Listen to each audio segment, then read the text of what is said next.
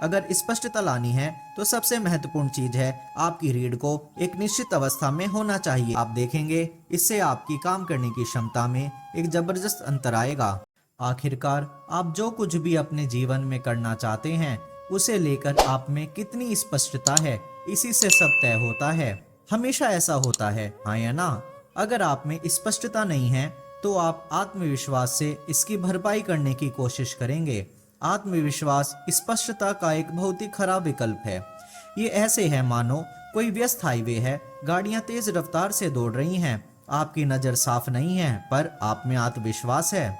आप अपने राशिफल की ओर देख सकते हैं तो आप कह सकते हैं, मेरा राशिफल कहता है मैं 90 साल तक जीऊंगा, मुझे कुछ नहीं होने वाला, और आप शायद रास्ता क्रॉस कर लें। या किसी नारे के इस्तेमाल से आत्मविश्वास पैदा कर सकते हैं। कोई भी नारा लगा सकते हैं, जोर से नारा बोलिए और आगे बढ़ जाइए, ये काम कर सकता है, संयोग से या किसी ड्राइवर की करुणा के कारण। लेकिन हर रोज अगर आप इसे आजमाते हैं तो हमें पता है आप कहाँ मिलेंगे।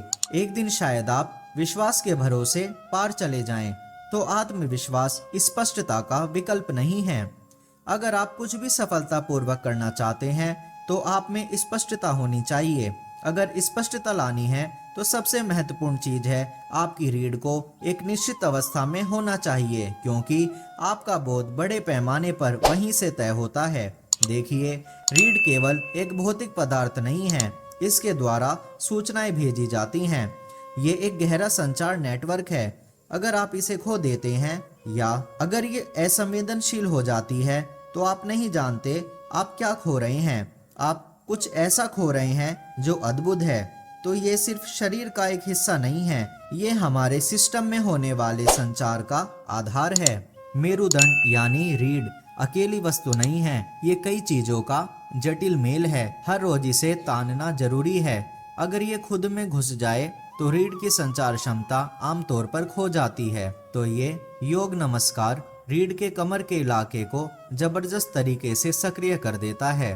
ये रीढ़ की मांसपेशियों को मजबूत करता है, रीढ़ को ताकतवर बनाता है, ताकि उम्र बढ़ने पर रीढ़ के झुकने से नसों में जो दर्द होता है उससे बचा जा सकता है।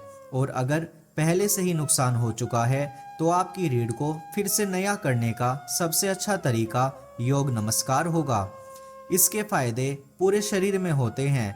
योग नमस्कार अपने आप में एक बहुत ही सरल और संपूर्ण प्रक्रिया है। ऊर्जा का एक प्राकृतिक चढ़ाव होगा। आपको बस अपने पांवों को एक साथ रखकर उकड़ू बैठना होगा। तो उकड़ू बैठना सबसे अच्छा है। अगर आप अपने पंजों को एक साथ रखकर बैठ सकते हैं, आप में से ज्यादातर ऐसा नहीं कर सकते। फिलहाल बहुत कम लोग कर पाएंगे। हम बहुत ज्यादा ऊर्जा नहीं चाहते हैं, तो अगली सबसे अच्छी चीज है कि आप अपने पैरों को कंधों की सीध में रखें, उतनी ही दूरी पर जितनी आपके कंधों की चौड़ाई है। आप 21 बार कर सकते हैं। अगर आप 21 नहीं कर सकते तो 7 से शुरू कीजिए।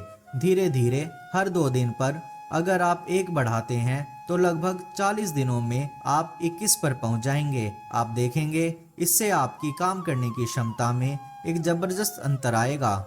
सिर्फ इसलिए क्योंकि आप रीढ़ को आराम देने और उसे सक्रिय करने के लिए कुछ आसान सी चीजें कर रहे हैं।